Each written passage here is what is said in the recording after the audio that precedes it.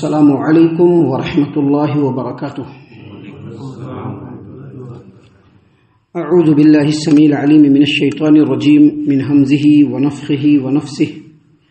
بسم اللہ الرحمن الرحیم. وکان فی المدینۃ 9 رہط یفسدون فی الارض ولا یصلحون قالوا تقاسموا باللہ لنبیتنہ واہلہ ثم لنقولن لولیہ ما شہدنا مہلک اہلہ وانا لصادقون ومکروا مکرا ومکرنا مکرا وهم لا يشعرون فانظر كيف كان عاقبة مكرهم انا دمرناهم وقومهم اجمعين فتلك بيوتهم خاوية بما ظلموا ان في ذلك لآية لقوم يعلمون وانجينا الذين آمنوا وكانوا يتقون. محترم سامعین کرام، سورۃ النمل سورہ نمبر 27 اور اسی سورت سے آیت نمبر 48 آیت نمبر 48 سے لے کر کے 53 تک، یعنی 48 نمبر کی آیت کریمہ سے لے کر کے 50/3 نمبر کی آیت کریمہ تک ابھی آپ کے سامنے تلاوت کی گئی. سامعین کرام، اللہ تبارک و تعالیٰ نے اس سے پہلے جو آیات ہم نے آپ کے سامنے پیش کیا تھا اس میں اللہ تبارک و تعالیٰ نے قوم سمود کے بارے میں بتلایا، جس کا ذکر کل ہم نے آپ کے سامنے کیا تھا کہ یہ قوم سمود ہے جن کو سیدنا صالح علیہ السلام نے سمجھانے بجھانے کی کوشش کی تو پوری قوم دو فریق میں بٹ گئی، ایک ایمان والے اور دوسرا کافر و مشرک، جنہوں نے سیدنا صالح علیہ السلام کا انکار کیا اور سیدنا صالح علیہ السلام کی دعوت پر لبیک اور ایمان لانے کے بجائے، لبیک کہنے کے بجائے ان لوگوں نے سیدنا صالح علیہ السلام کے اوپر مختلف قسم کے الزامی جواب دے دیے. کہا کہ جو جس عذاب سے ڈرا رہے ہو عذاب لا کر کے دکھلاؤ. تو اللہ تبارک و تعالیٰ نے ان لوگوں کو ہلاک و برباد کیا. یہاں پر بہت ہی مختصر تذکرہ ہے. بعض دوسرے مقامات پہ قرآن کریم میں جو اللہ تبارک و تعالیٰ نے قوم سمود کا سیدنا صالح علیہ السلام کا جو ذکر فرمایا ہے، وہاں پر اللہ تبارک و تعالیٰ نے اونٹنی کا بھی ذکر کیا ہے جو بطور معجزہ اس قوم کو ان کے ڈیمانڈ پر عطا کیا گیا. اور جب وہ اونٹنی ان لوگوں کے درمیان رہنے لگی تو چونکہ اللہ تبارک و تعالیٰ کی اونٹنی ہے، اس کا کھانا پینا دوسرے نارمل اونٹوں سے ذرا ہٹ کر کے ہے، تو ان لوگوں کو بڑی پریشانی ہونے لگی. یہاں تک کہ علاقے کے 9 ایسے بدبخت جو سرغنہ تھے، سردار تھے، لیڈر تھے، ان لوگوں نے پلان کر کے اپنے 9 لوگوں میں جو لیڈر تھا قدار بن صالح اس کو آگے بڑھایا اور اونٹنی کی کونچ کاٹ دیا، جس کی وجہ سے اونٹنی اسی پہاڑ میں جا کر کے گم ہو گئی. پھر اس کے پیچھے اس کا بچہ بھی جا کر کے گم ہو گیا. اللہ تبارک و تعالیٰ نے یہاں پر بیان فرمایا ہے وَكَانَ فِي الْمَدِينَةِ 9 رَهْطٍ يُفْسِدُونَ فِي الْأَرْضِ وَلَا يُصْلِحُونَ. اور شہر میں 9 سرغنے تھے، شہر کے اندر 9 سرغنے تھے جو ملک میں تخریب کاری کیا کرتے تھے، فساد پھیلایا کرتے تھے اور اصلاح کا کوئی کام نہیں کرتے تھے. دیکھیے ایک بات پہلے سمجھ لیجئے سب سے اچھی طریقے سے. فساد کا مطلب یہ جو لڑائی جھگڑا ہوتا ہے، مار پیٹ ہوتا ہے، یا پھر کسی کا مال ہڑپ لینا ہوتا ہے، ڈکیتی ہوتا ہے، چھین چھوڑ ہوتا ہے، یہ سب جو فساد ہے فساد کی بہت چھوٹی قسم ہے. فساد کی سب سے بڑی قسم یہ ہے کہ سماج و معاشرے میں شرک و کفر کو فروغ دیا جائے. فساد کی سب سے بڑی شکل یہ ہے کہ سماج میں توحید کو مٹانے کی کوشش کی جائے، بدعات و خرافات کے نام پر بہت سارے ایسے اعمال انجام دیے جائے جس میں پوری کی پوری قوم چپیٹ میں آ جائے. اس کو کہتے ہیں اصل میں فساد. یہ جو 9 جو لوگ ہیں جن کے بارے میں یہاں پر اللہ تبارک و تعالیٰ نے ذکر فرمایا ہے، یہ 9 لوگ ایسے ہی تھے. دیکھیے اللہ نے کیا فرمایا وَكَانَ فِي الْمَدِينَةِ 9 رَهْطٍ. رہط کہتے ہیں ایسی چھوٹی سی جماعت کو جس کے افراد 10 سے کم ہوں. اور رہط جو ہے یہ سرغنہ کے بارے میں بھی آتا ہے. اور رہط کا جو لفظ ہے عام طور پر غلط معنی میں ہی استعمال ہوتا ہے. صحیح معنی میں بھی کبھی کبھی استعمال ہوتا ہے، لیکن عام طور پر اس کا جو استعمال ہوتا ہے وہ غلط معنی میں استعمال ہوتا ہے. اور رہط کا لفظ اگر کسی عدد کی طرف آ جائے تو جتنے عدد ہوتے ہیں اتنے اشخاص مراد ہوتے ہیں. دیکھیں یہاں پر کیا فرمایا اللہ نے وَكَانَ فِي الْمَدِينَةِ 9 جو یہ عدد ہے 9 کے لیے آتا ہے، 9 یہ 9 کے لیے آتا ہے اور رہط کی طرف اس کا اضافہ ہے. اس کا مطلب یہ ہوا کہ وَكَانَ فِي الْمَدِينَةِ 9 رَهْطٍ. شہر کے اندر 9 سرغنہ تھے جو اوباش قسم کے لوگوں کے سردار تھے. یہ لوگ چودھری صاحب ٹائپ کے لوگ تھے. لوگوں کو اکسانا یا لوگوں کو جو ہے اپنی باتوں پہ چلا لینا، یہ ان لوگوں کا کام تھا. اللہ نے فرمایا یفسدون فی الارض، یہ لوگ زمین میں فساد پھیلاتے تھے، ولا یصلحون، اور اصلاح کا کوئی کام نہیں کرتے تھے. یہ جو قوم سمود کی جو بستی ہے مشہور معروف، اس کا نام حجر ہے، اور اس بستی کا نام ام القریٰ بھی ہے۔ یہ بستی جو ہے مکہ سے شام اور فلسطین کی طرف جانے والا جو رستہ ہے، اسی رستے پہ یہ بستی واقع ہے۔ اس بستی میں 9 ایسے چودھری ٹائپ کے لوگ تھے جو سماج و معاشرے میں ہمیشہ شرک و کفر، خرافات اور دوسری جو مار پیٹ کی جو باتیں تھی اس کو یہ لوگ انجام دیا کرتے تھے۔ لوگوں کو چھیننا، چھوڑنا، ان کی ڈکیتی کرنا، لوگوں کے مالوں کو چھین لینا، یہ سارے کام یہ لوگ کیا کرتے تھے۔ ان 9 لوگوں میں جو سب سے مین تھا وہ قدار بن سالف، اسی کو آگے بڑھا کر کے اونٹنی کی کوچیں کاٹ ڈالی گئی اور اس کے بعد اونٹنی گم ہو گئی۔ جب اونٹنی کی کوچیں کاٹ ڈالی گئی اور اونٹنی گم ہو گئی تو سیدنا صالح علیہ السلام ان کے پاس آئے اور کہا کہ تم لوگوں کے لیے صرف 3 دن کا الٹیمیٹم ہے، صرف 3 دن کا۔ 3 دن اپنے گھر میں رہ لو، سہ لو، جتنا فائدہ اٹھانا ہے اٹھا لو، 3 دن کے بعد اللہ کا عذاب آ جائے گا۔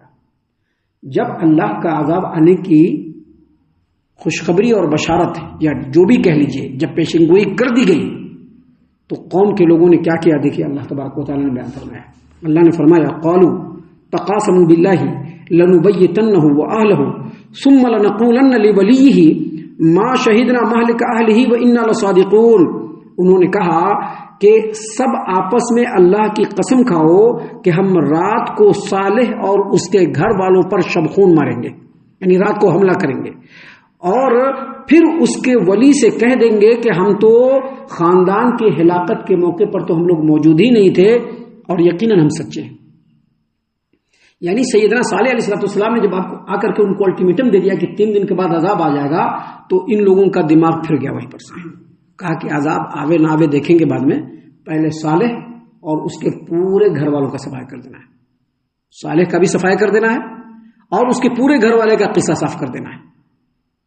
یہ بالکل اسی طرح سے ہے، یہ بالکل اسی طرح سے ہے جس طرح سے نبی کریم صلی اللہ علیہ وسلم کی ہجرت سے پہلے مکہ والوں نے آپس میں مشورہ کیا، مشرکین مکہ نے آپس میں مشورہ کیا اور یہ مشورہ کیا کہ نبی کریم صلی اللہ علیہ وسلم کو نعوذ باللہ قتل کر دیں گے، لیکن اس میں فرق تھا۔ فرق کیا تھا؟ مشرکین مکہ نے جب آپس میں اس طرح کی بات کی اور مشورہ کیا تو ان لوگوں نے یہ بھی مشورہ کیا کہ جب یہ بلوا ہوگا اور نعوذ باللہ سیدنا محمد عربی صلی اللہ علیہ وسلم کو جب ہم لوگ قتل کر دیں گے تو قتل کا جو دیت کا معاملہ آئے گا تو ہم سب لوگ مل بانٹ کر کے دے دیں گے، لیکن یہ لوگ اس سے بھی 4 قدم آگے۔ ان لوگوں نے کہا کہ قسم کھاؤ آج رات میں ہی صالح اور اس کے پورے گھر کا صفائی کرنا ہے، اور جب اس کے گھر والے پوچھیں گے تو کہیں گے ہم لوگ تھے ہی نہیں، ہم لوگ وہاں پر تھے ہی نہیں تو ہم لوگ کیا کر سکتے ہیں، یعنی ماریں گے بھی اور ختم ادھر سے سائڈ بھی ہو جائیں گے۔ یہ ایک فرق تھا۔ دوسرا فرق جو یہاں پر یہ ہے کہ مشرکین مکہ نے صرف نبی کریم صلی اللہ علیہ وسلم کو نعوذ باللہ مارنے کا ارادہ کیا اور اس کے لیے سازش کی، لیکن اس قوم نے سیدنا صالح علیہ السلام اور ان کے پورے گھر والے کا ہی صفایا کر دینے کی بات کر دیا۔ لیکن ایک بات ہمیشہ یاد رکھیے، دنیا میں لوگ اپنی اپنی تدبیریں کرتے ہیں، اپنی اپنی پلاننگ کرتے ہیں، اپنی اپنی چالیں چلتے ہیں، اور ہمارا رب اس کی بھی چال ہوتی ہے، لیکن رب کی جو چال ہوتی ہے وہ تمام چالوں کو الٹا کر دیتی ہے۔ ہم کیا بھی سوچ لے، کیا بھی کر لے، اگر رب چاہ لے گا تو ہوگا، اور اگر رب نہیں چاہے گا تو نہیں ہونے والا ہے۔ دیکھیے اللہ تبارک و تعالیٰ نے کیا فرمایا، وَمَكَرُوا مَكْرًا وَمَكَرْنَا مَكْرًا وَهُمْ لَا يَشْعُرُونَ۔ چنانچہ انہوں نے ایک چال چلی اور ہم نے ایک چال چلی، اور وہ چال انہی کے اوپر لوٹا دیا اور ان لوگوں کو خبر تک نہیں ہوئی۔ چال کیسے لوٹایا؟ جیسے ہی ان لوگوں نے مشورہ کیا، جیسے ہی ان لوگوں نے سازش کی، اللہ تبارک و تعالیٰ نے سیدنا صالح علیہ السلام کو بتا دیا کہ دیکھو آپ کو مارنے کا پلان ہو رہا ہے اور مارا جا سکتا ہے، کبھی بھی لوگ رات کو آ سکتے ہیں۔ آپ ایک کام کیجئے، آپ اپنے پورے گھر والوں اور جتنے بھی ایمان والے ہیں ان تمام کو لے کر کے یہاں سے کوچ کر جائیے۔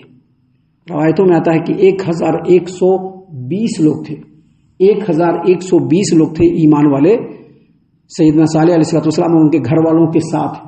1120 لوگ تھے جن کو لے کر کے نکل پڑے، فلسطین کی طرف گئے اور رملہ کے مقام پر وہاں پر جا کر کے ان لوگوں نے پڑاؤ ڈالا، اور جیسے ہی سیدنا صالح علیہ السلام اور ایمان والے اس بستی سے نکلے، اللہ تبارک و تعالیٰ نے پورے شہر کے اندر بلکہ قوم سمود کے پورے علاقے میں زبردست قسم کا زلزلہ بھیجا، ایسا زلزلہ بھیجا کہ زلزلے نے پورے بنگلوں کو، بلڈنگوں کو بالکل کھنڈر بنا دیا، اور اس کے بعد اسی زلزلے کے دوران اتنی سخت قسم کی چنگھاڑ آئی کہ سب لوگوں کے دل کی دھڑکنیں وہیں پر ہو گئی. ہارٹ اٹیک ہوتا ہے نا, زور کی آواز آئی جس کی وجہ سے دل جو ہے اس کو تاب نہیں لے سکا اس آواز کو, اور سارے کے سارے لوگ اپنے گھر میں ہی مرے پڑے رہ گئے. اللہ تبارک و تعالیٰ نے یہاں پر بیان فرمایا فانظر کیف کان عاقبۃ مکرہم. آج لوگ بھی چال چلتے ہیں, چال چلتے کہ نہیں چلتے؟ توحید کو مٹانے کے لیے, دین کو مٹانے کے لیے, اللہ کے نام کو مٹانے کے لیے, قرآن پاک کو مٹانے کے لیے, مسلمانوں کو مٹانے کے لیے مختلف قسم کی چالیں چلتے ہیں. چلتے کہ نہیں چلتے ہیں؟ اور مشرکین مکہ بھی چل رہے تھے. اللہ نے فرمایا فانظر کیف کان عاقبۃ مکرہم, دیکھو ان کے چال بازیوں کا کیا انجام ہوا, دیکھو ان کے چال بازیوں کا کیا انجام ہوا.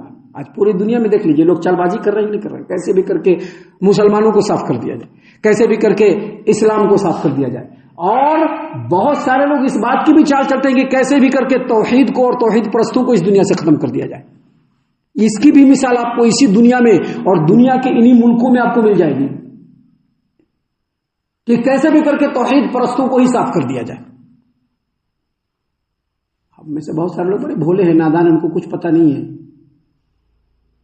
لیکن وہ بھی بالکل اسی گھوڑے کی طرح سے ہے جس کو ایسے لگا دیا جاتا ہے. ایسے گھوڑے کو لگا دیا جاتا ہے تو گھوڑا کیا ہے, نہیں ادھر دیکھے گا نہیں ادھر دیکھے گا, جیسے بلائے گا اسے ہی چلتا رہے گا. تو ایسے نادان لوگ ہیں. وگرنہ اس روئے زمین پر ایسے لوگ بھی ہیں جو توحید کو, توحید پرستوں کو مٹانے کے لیے مختلف قسم کی چالیں چلتے ہیں. اللہ تبارک و تعالیٰ نے ان تمام کو مخاطب کرتے ہوئے کہا کہ فانظر کیف کان عاقبۃ مکرہم, دیکھو ہم نے ان لوگوں کے چال کا کیا انجام کر دیا. چال چلے لیکن خود اس چال میں پھنس گئے. اور آگے فرمایا انا دمرناہم وقومہم اجمعین, ہم نے پورے قوم سمود کو اور ان تمام لوگوں کو بالکل نیست و نابود کر دیا, ختم کر دیا. فتلک بیوتہم خاویۃ بما ظلموا, ان لوگوں کے ظلم کرنے کی وجہ سے دیکھ لو کہ ان کے گھر خالی پڑے ہوئے ہیں. ہمارے نبی کریم صلی اللہ علیہ وسلم صحابہ کرام کے ہمراہ اس بستی میں گئے اور دیکھ لیا.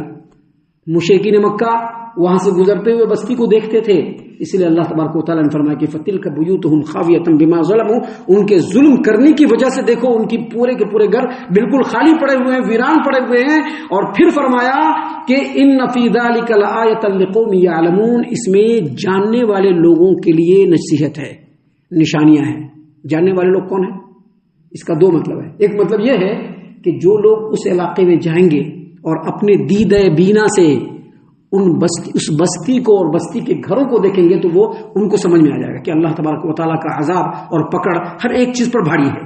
اور دوسرا, جو لوگ قوموں کے عروج و زوال کے بارے میں جانتے ہیں, ان کو پتہ ہے کہ جس قوم نے بھی اپنے نبی کو, نبی کی دعوت کو, نبی کی رسالت کو, نبی کے حکم کو ٹھکرایا, جھٹلایا, ان لوگوں کو اللہ تبارک و تعالیٰ نے اس روئے زمین سے بالکل پاک کر دیا. اس روئے زمین سے وہ لوگ نیست و نابود ہو گئے, بالکل کلیئر اور صاف ہو گئے. اور اسی لیے اللہ تبارک و تعالیٰ نے آگے مزید فرمایا وَأَنْجَيْنَا الَّذِينَ آمَنُوا وَكَانُوا يَتَّقُونَ, ہم نے ان لوگوں کو بچا لیا جو ایمان لائے اور جو نافرمانی سے بچتے رہے. یہاں پر ختم ہو گیا, لیکن واقعہ پھر سے ایک دوسرا شروع ہو رہا ہے جو انشاءاللہ کل ہم آپ کے سامنے پیش کریں گے. ہم اللہ سے دعا کرتے ہیں کہ اللہ تعالی ہم تمام کو ان تمام باتوں کے اوپر خوب غور و فکر اور تدبر کرنے کے ساتھ ساتھ ان باتوں پر عمل کرنے کی بھی توفیق عنایت فرمائے, آمین. اللہ تعالی ہم تمام کو صحیح معنوں میں پکا سچا مومن مسلمان بنائے, اللہ اور اس کے رسول صلی اللہ علیہ وسلم کی اطاعت و فرما برداری کرنے والا بنائے, صحابہ کرام رضی اللہ عنہم کے طریقے پر چلنے والا بنائے, جنت الفردوس میں جگہ عطا فرمائے. اے اللہ ہم تمام کو جہنم سے پناہ دے, اے رب العالمین ہم تمام کو جہنم سے پناہ دے, اے مالک الملک ہم تمام کو جہنم سے پناہ دے, آمین یا رب العالمین. وما علینا الا البلاغ المبین. تبارك الذي نزل الفرقان على عبده ليكون للعالمين نذيرا.